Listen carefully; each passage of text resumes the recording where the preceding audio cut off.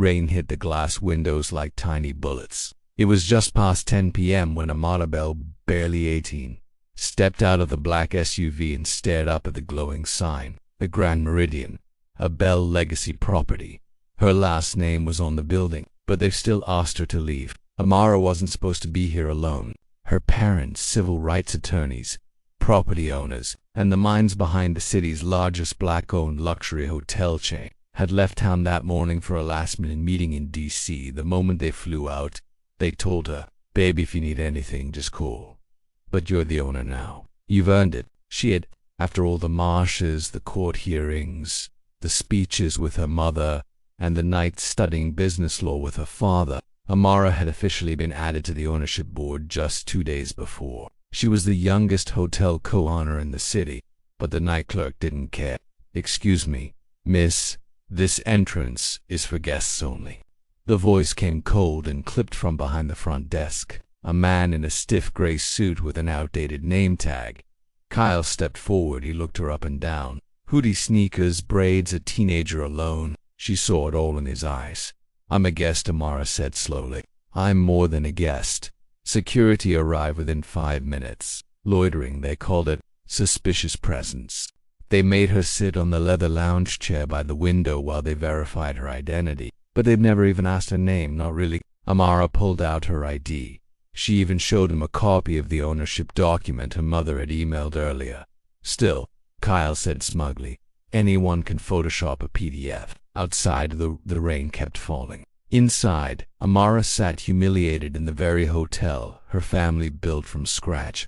But what they didn't know was that the camera in the chandelier was live streaming to the Bell family's security system, and her mother had just landed in DIC, thousands of miles away, in a conference room filled with senators. Amara's mother glanced down at her buzzing phone.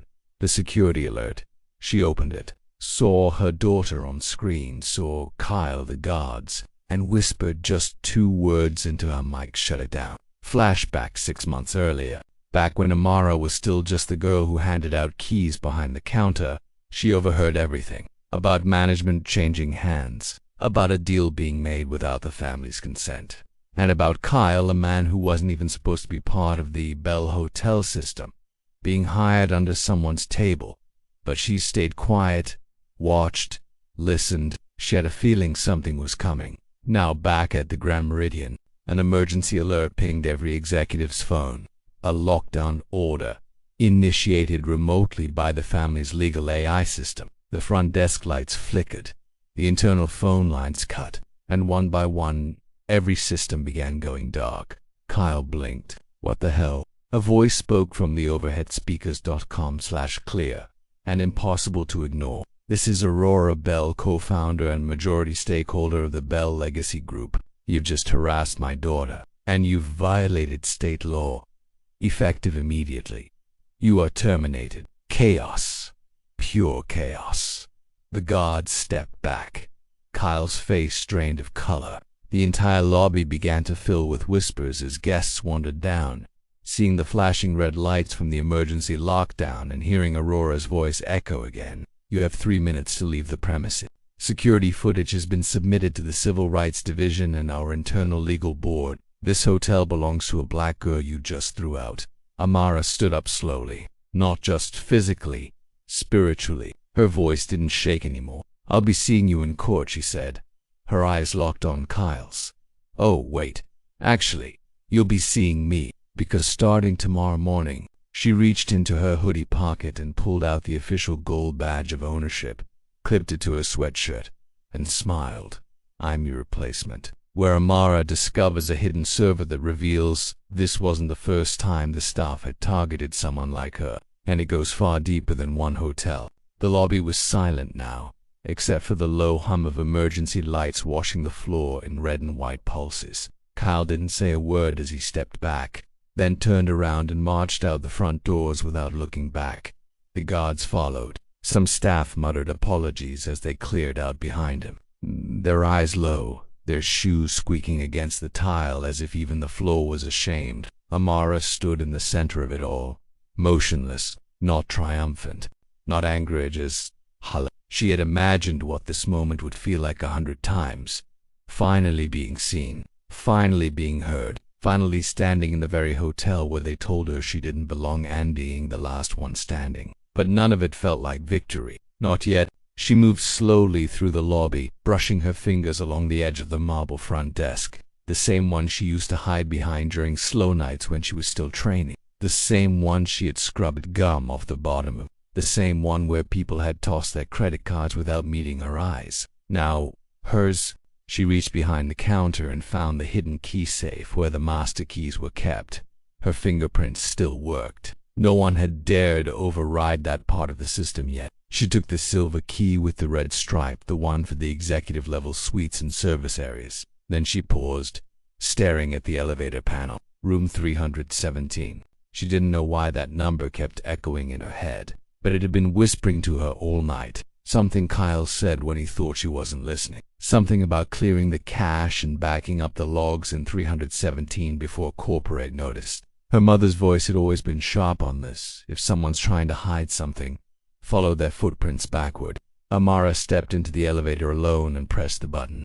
The elevator dinged softly as it reached the 3rd floor. The hallway was quiet, cleaner than she remembered. Room 317 was tucked into the far corner, one of the oldest executive rooms in the building, rarely booked because the walls were too thick for Wi-Fi and the windows were sealed shut. She slid the master key into the lock. The light blinked green. The room smelled like cold air and bleach. She stepped inside, locking the door behind her. At first glance, it looked like any other luxury suite. King-size bed, walnut desk, crystal lamps. But then her eyes caught something stranger flicker behind the wardrobe mirror. She walked over and pressed her hand against it. The glass was warm. Behind it she felt the faint buzz of a fan. Service. She stepped back, pulled the edge of the mirror, and the entire panel slid sideways. Behind it, tucked into a hidden cabinet space, was a compact server rack. LEDs blinked in rows of green and amber. A monitor was mounted to the side with a wireless keyboard still connected. Amara sat down, heart pounding. The screen was already unlocked. Someone had been here recently, maybe even tonight. The file explorer was open to a folder called Incident Logs Flagged. She clicked. Hundreds of entries, all dated over the past 6 years. Flagged guests, names, photos, notes. Some entries were labeled VIP, others marked with red tags. Reject, remove, suspicious, nitrogen monoxide service. She opened one. It was a black couple from Ohio. Stayed 3 nights, marked as not conforming to luxury standards. The staff notes included racial slurs. Another file, an Indian woman traveling alone, tagged as potential escort with no evidence. Dozens like them. Travelers of color, tagged, profiled, and monitored. There were video files too. One showed Kyle whispering to a security guard, "Just wait until she uses the gym. They always mess up when they go there. Then we can claim a violation." Another showed a young bellhop barely older than Amara being berated by Kyle for allowing those people on the premium floor. Amara's hands trembled. This wasn't just prejudice, it was policy. She kept scrolling. Then she saw something that made her stomach drop. A file labeled Bell Internal. Inside, screenshots, surveillance logs, audio files. Kyle's voice again. "They're too soft. The daughter doesn't even know half of what's buried in this place. Her mom thinks she can save this hotel with speeches and diversity hires, but we'll gut it from the inside." There were emails, redacted names, whispers of a potential takeover. Somebody higher up had backed Kyle, and they'd planned to force the Bell family out completely over time, legally, through bad press and staff manipulation. A slow erasure. Amara stared at the screen. She felt heat in her throat, behind her eyes, but she wouldn't let herself cry. Not here. She took out her phone, started recording everything. A full upload to the cloud. Then, just as she was about to shut the monitor down, a notification popped up in the corner of the screen. Live chat, admin secure line. She clicked it. A new message blinked into the window. "Why are you in this server, Amara?" Her blood went cold. She hadn't typed her name anywhere. She hadn't told anyone she was here. The message continued. You don't know what you're touching. This isn't just about your family's hotel. Back away now, or everything burns. She typed, hands shaking. Who is this? Another message appeared instantly. You want the truth? Meet me in the parking garage. Level B3. The chat window closed itself before she could reply. She stared at the screen for a long moment, then stood up, because something told her this was much bigger than Kyle, bigger than racism, bigger than corporate sabotage. This was about control, and someone had been playing a long, quiet game. She slid the mirror panel shut behind her, walked out of room 317, and locked the door. Then she made her way to the elevator again, to level B3, where the real story was waiting. The elevator felt colder than before, as it dropped past level 1, past level 2, down into the underground garage. The hum of the motor changed pitch, deeper, more mechanical. Amara checked her phone. No signal. The screen flickered once, then again. Level B3. The doors slid open. The parking garage was dimly lit, the air thick with a scent of old concrete and engine oil. A soft drip echoed from somewhere in the shadows. The floor was mostly empty, save for a single black sedan parked near one of the pillars. Its headlights were off, but the engine was running. Tinted windows, no license plate. Amara stepped out cautiously, the elevator doors closing behind her with a thud that sounded to final. She didn't move toward the car immediately. Something felt off. Then the back window of the sedan rolled down slowly. A voice, smooth, unhurt. You're exactly like your mother. Amara froze. The voice wasn't familiar, but it carried weight, like it had been in boardrooms and war rooms. It was a voice used to people listening when it spoke. The car door opened. A man stepped out. Tall, expensive suit, skin like coffee, but his eyes were steel gray and natural. There was a faint scar across his left temple that looked like it came from something surgical. He wore no tie, but a Bell Legacy pin glinted on his lapel. She'd never seen him before, but the pin meant he knew something. Who are you? Amara asked, staying exactly where she was. The man smiled. Your mother called me the cleaner, but that's not quite accurate. I'm more like insurance. For what? For when things get messy like now. He stepped a few feet closer, hands visible, but his energy was sharp. You stumbled into something delicate. Amara, room 317 should have been sealed months ago. You weren't supposed to see those files. Who wrote them? She asked. He tilted his head. Some very powerful people. People who thought your family's presence in this city was temporary. A political gesture. They never expected you to actually own the place. You mean people like Kyle? A flicker of amusement crossed his face. Kyle was a pawn. A stupid, arrogant one, but a pawn nonetheless. The kind of man who thinks power comes from a clipboard and a title. No, the real danger is higher. Embedded, the board, the investors, the ones your mother never got to meet because their names don't go on websites. He paused. They were never going to let you hold this place. Not truly. You're too loud, too visible, and now you've seen too much. Amara clenched her fists. So what? This is a threat. No, he said, calmly. This is an offer. He reached into his coat pocket not for a weapon, but for a folder. He tossed it gently onto the concrete between them. It slid to a stop at her feet. Inside, she saw the name of her hotel on the cover, Bell Legacy Holdings, followed by a thick stack of legal pages. She didn't bend to pick it up. A deal, he said. One your mother refused to sign, but maybe you'll be smarter. He took a breath. You get full ownership of this location, full control, no more interference, no more sap. In exchange, you walk away from everything you saw. You delete the server logs, you never speak to the press. You keep the hotel, and you keep your life simple. Amara didn't say anything. He stepped closer. Otherwise, this place goes down, and your family with it. Her eyes narrowed. Why do you care so much about a hotel? He chuckled once, low in his throat. This isn't about the building, it's about control, optics, the illusion of progress. As long as you smile for the papers and keep the guests comfortable, they let you wear the crown. But the moment you speak out, the moment you make noise, you become a liability. His voice turned colder.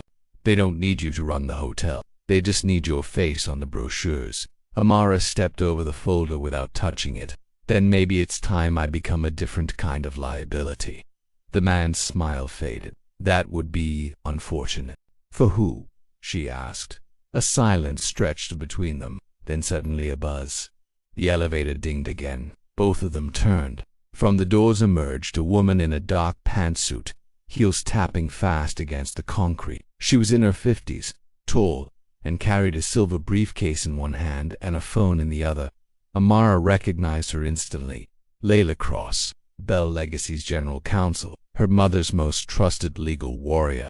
Layla stopped beside Amara and nodded once, briskly. Sorry I'm late. Aurora's orders.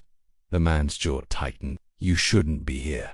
Layla raised an eyebrow. Neither should you, considering you were fired 4 months ago. That stopped him cold. You don't have jurisdiction. Don't need it, Layla replied, flipping open the briefcase. We just filed a restraining order with local police and federal oversight. Surveillance footage from this meeting is already being uploaded to 3 off-site legal teams. So go ahead and make a threat. We'll turn it into a lawsuit. He looked between them, then gave Amara a long, hard stare. This isn't over. Layla smiled. No, it's just beginning. The man turned, got into the sedan, and drove off without another word. As the car disappeared into the shadows, Amara let out a breath she didn't realize she was holding. Layla turned to her. Are you okay? No, Amara said honestly. But I will be. Come on. We have work to do. They rode the elevator back up together. Amara stared at her reflection in the brushed metal walls. Her hoodie was still wet from the rain earlier. Her braid was a little frizzy. Her eyes were tired. But something in her expression had changed. She wasn't just the owner's daughter anymore. She was a threat, and whoever they were, they'd just made her dangerous. The morning sun struggled to break through the low-hanging clouds as Amara and Layla stood outside the hotel's pool area. The bright blue water, a stark contrast to the storm that brewed beneath the surface. The hotel staff had been kept busy all night with emergency maintenance requests, unaware that the real storm was just beginning beneath their feet. Amara's heart hammered as she watched the team of trusted allies arrive with tools and laptops, ready to unravel secrets long buried in the hotel's foundations. This was more than a fight for ownership. This was a fight for truth, dignity, and justice. The ground beneath the pool deck was soft in places. The older sections of the hotel had hidden maintenance tunnels and storage areas, forgotten by most but not by those who knew where to look. Layla pointed to a narrow grate near the filtration system. That's our way in. The old service crawl space. The air was thick and humid as they entered the cramped passageway, the walls slick with condensation. The faint hum of the hotel's electrical grid above was muffled by layers of concrete and steel. The ghost in the server had spoken of the real server hidden here, a central node that controlled the entire protocol Naya system. If they could find it, they could expose the conspiracy and take down the corrupted board members. As they moved deeper, the narrow passage opened into a cavernous maintenance room filled with pipes and digital equipment dating back decades, overlaid with modern high-tech machinery, a strange contrast that made Amara's skin crawl. On the far wall, a panel blinked erratically, the sign of a live system. Layla pulled out a handheld scanner and began running diagnostics. Still active. This system is the heartbeat of everything. Amara stared at the tangled cables and blinking lights, wondering how many lies had been wired into this place. Suddenly a noise echoed behind them, metal scraping against concrete. They froze. Voices. 2 men in black uniforms appeared at the tunnel entrance, faces obscured by shadows. One spoke voice low and threatening. You don't belong here. Amara stepped forward. This is my hotel, and I'm here to end what you started. The men exchanged a glance. We're just following orders. Layla whispered urgently. Get ready. What followed was a blur of motion, a tense standoff that exploded into a clash of wills and wills with raw desperation. Amara dodged as one man lunged, sending her stumbling backward. Layla fended off the other, shouting commands into a hidden cum device. Amara grabbed a heavy pipe and swung, hitting the attacker's arm, giving Layla enough time to press a button on her scanner. A piercing alarm rang through the tunnels. Red lights flashed. The men cursed and retreated into the shadows, but not before one shouted, "You're making a big mistake." As the echoes faded, Amara's breath came in ragged gasps. Who were they? Layla's eyes were grim. Security contractors hired by the board to protect this place. They're not just security. Amara's hands trembled, but her voice was steady. "We're going to have to fight smarter." They returned to the server panel. The system was encrypted, layered with protocols designed to keep out but Layla's team had come prepared, armed with decryption tools, backup servers, and plenty of coffee. Hours passed in a haze of coding, decrypting, and furious typing. Then, finally, a breakthrough. A hidden directory named Project Eclipse. The files inside detailed a vast surveillance program. Cameras hidden in every corner of the hotel. AI-powered facial recognition.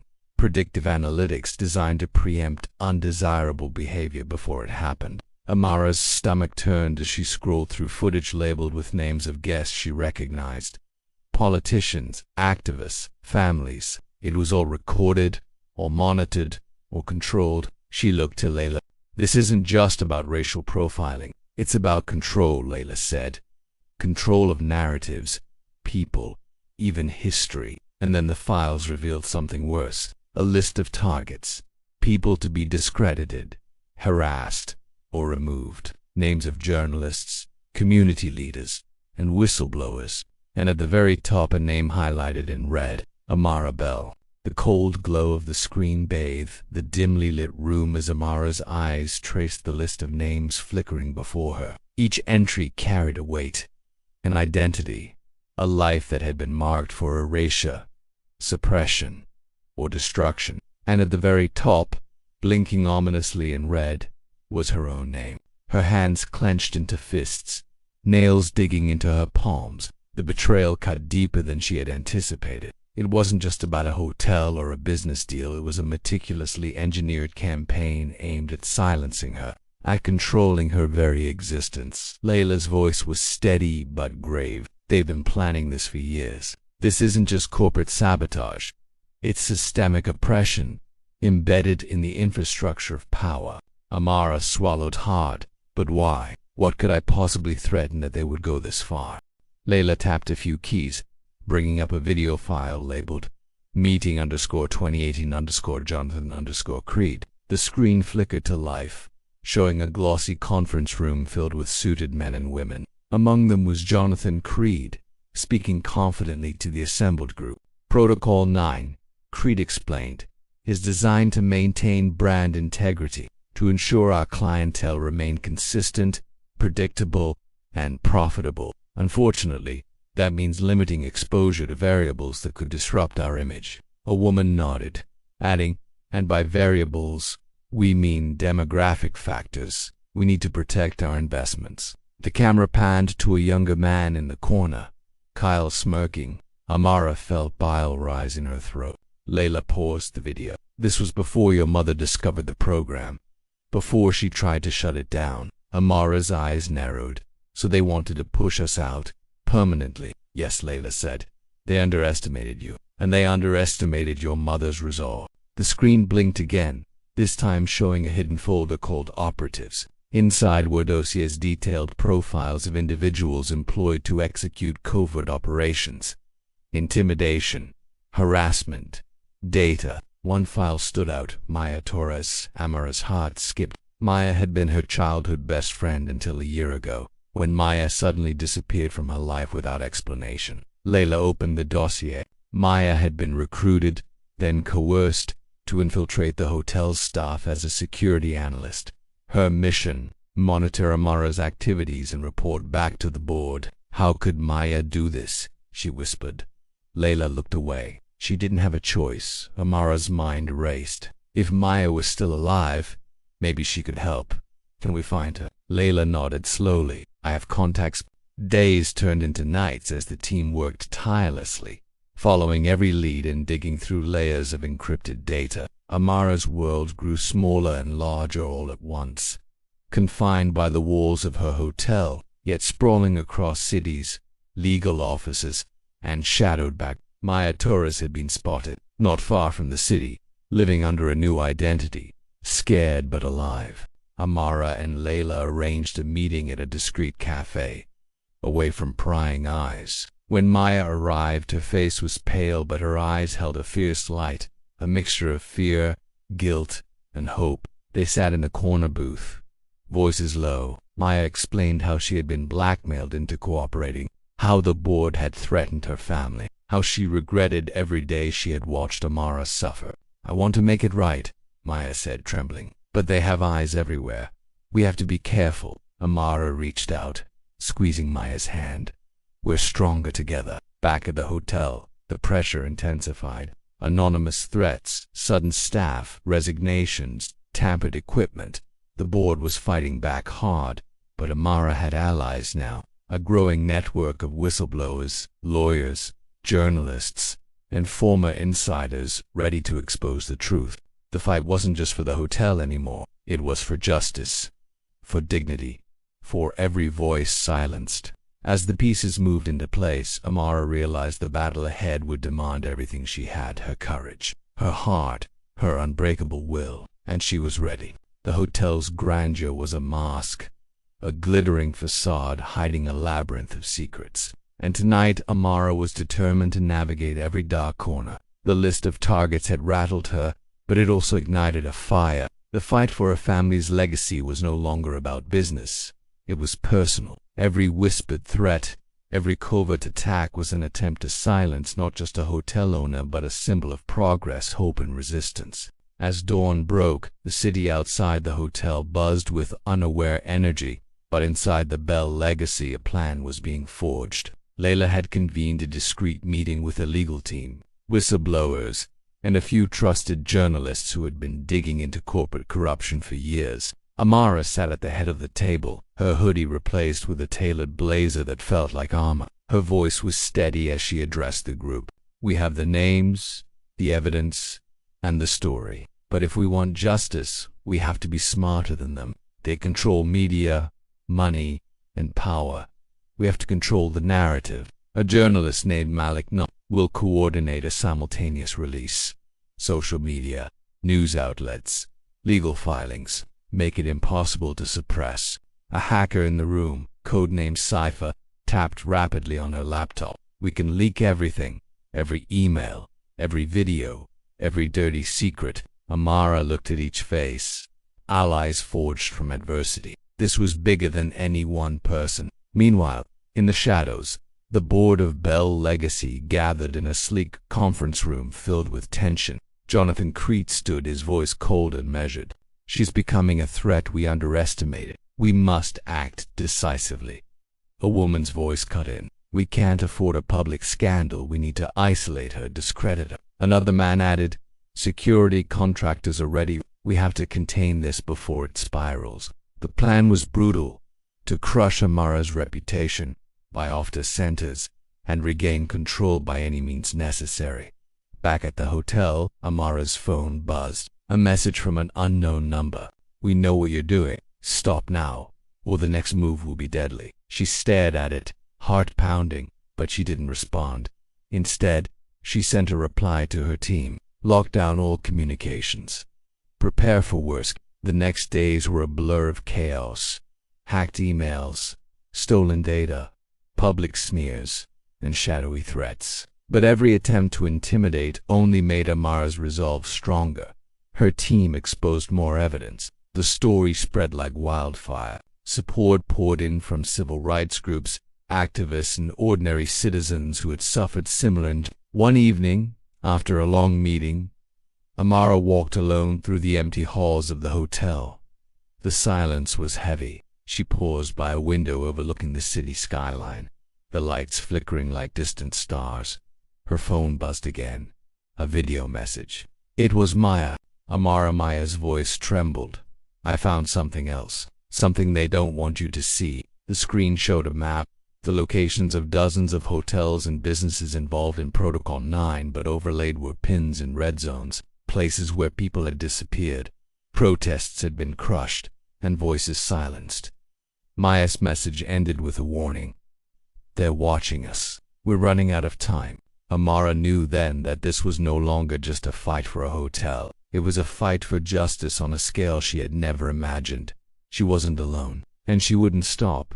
The days that followed felt like a descent into a waking nightmare. The Bell Legacy Hotel, once a symbol of elegance and family pride, became the epicenter of a seismic battle between truth and power.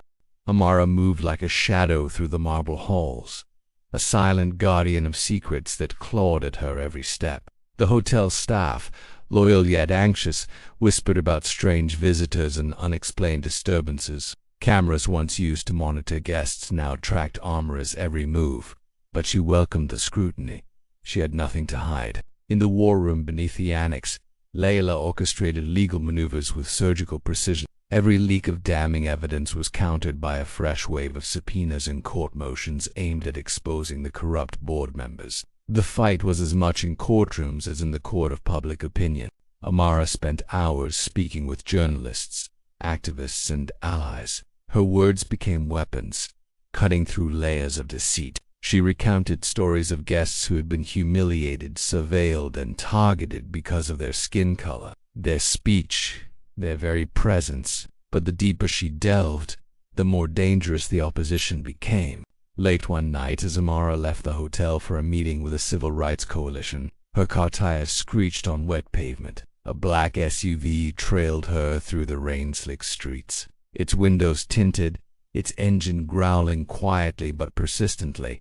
She knew they were watching. She always had known. Yet fear was a luxury she could no longer afford. At the coalition meeting, leaders pledged their support, rallying volunteers, organizing protests, and preparing to hold the board accountable. Back at the hotel, Maya worked tirelessly to decrypt more files, her fingers flying over the keyboard as she uncovered hidden contracts, shadow accounts, and financial trails leading to offshore accounts linked to the board. But one file stood out, a proposal codenamed Project Eclipse, Phase 2. It hinted at plans to expand the discriminatory surveillance to other industries, potentially national security and government agencies. The stakes had escalated beyond anything Amara had imagined. One evening, as thunder rolled across the sky, Amara sat alone in her office, staring at the glowing screen. A single message blinked in her inbox. "You're closer than you think. Be careful who you trust." She knew it was from the ghost, the unseen puppet master behind the conspiracy. Yet she refused to be intimidated. Her family's legacy was at stake, her city's future, and her own soul. She was ready to fight, because some battles aren't just about winning. They're about what you stand for. The city lights flickered in the rain as Amara stood on the rooftop terrace, the wind tugging at her coat. Below, the streets hummed with life, oblivious to the battle raging within the Bell Legacy walls. She pulled out her phone and stared at the encrypted message again. "You're closer than you think. Be careful who you trust." A chill ran down her spine. She knew the warning wasn't empty. Inside the hotel, shadows moved with silent purpose. Cameras captured every corridor, every guest, every secret whispered behind closed doors. Somewhere in the data, the ghost was watching her. Always watching. Always waiting. Amara's mind replayed every conversation, every alliance forged and tested. Could she trust Maya fully? Even the journalists and activists who now rallied to her cause, the line between friend and foe had blurred. Her phone buzzed again, an incoming call from an unknown number. She hesitated, then answered. A distorted voice whispered, "They're planning something big. Tomorrow night. The gala. Be ready." Before she could respond, the line went dead. The gala, the hotel's biggest event of the year. A lavish night where the city's elite gathered under crystal chandeliers, unaware their sanctuary was a battleground. Amara knew the board would use it to silence her publicly, to reclaim control with style and spectacle. She couldn't let that happen. Back in the war room, Layla and the team scrambled to bolster security protocols and prepare for exposure. "We need every camera, every device, monitored," Layla commanded. "No surprises," Amara nodded, steeling herself. The night arrived, heavy with tension. The grand ballroom glittered with opulence. Guests in designer gowns and tuxedos laughed and sipped champagne, oblivious to the storm brewing beneath the surface. Amara walked through the crowd, every eye seeming to flicker with suspicion or hidden agendas. Suddenly, the lights flickered. A hush fell. The projector screen lit up with a live feed. Damning footage of board members discussing Protocol 9, their own voices betraying them. Gasps and murmurs rippled through the crowd. Amara stepped forward, her voice cutting through the shock. This isn't just about a hotel, it's about integrity, justice, and humanity. We cannot let fear silence us. Security moved to cut the feed, but the hackers had anticipated this. The live stream was also broadcast to news outlets and social media worldwide. The gala erupted into chaos. Protests outside, questions inside. A reckoning, long overdue. Amara looked into the crowd and saw faces changed. Confusion, shame, then support. The battle was far from over, but tonight she had turned the tide. The aftermath of the gala was seismic. Headlines around the world screamed of corporate corruption, systemic racism, and the courageous young woman who refused to be silenced. Amara's phone didn't stop ringing. Offers of support, interviews, and urgent messages poured in. Inside Bell Legacy, the atmosphere shifted. Staff who had once been wary now looked at Amara with newfound respect and hope. The oppressive silence was breaking. The board was forced into emergency meetings, scrambling to control the damage, but their grip was slipping. Layla coordinated with law enforcement and civil rights organizations, ensuring investigations were transparent and thorough. Maya returned to her true self, working alongside Amara to rebuild trust within the hotel. Yet, the cost was not insignificant. Threats persisted, allies were tested, and Amara bore the weight of a legacy she had never expected to inherit so suddenly. One evening, standing on the rooftop terrace once more, Amara looked out over the city skyline. The night was calm, stars bright. She thought of her mother, the woman who had started this fight and passed the torch before her time. Amara knew the road ahead would be long, but she was ready, because this was more than a hotel. It was a beacon, a testament, a promise that no one could be forced out of their own home, no one could be silenced, not on her watch.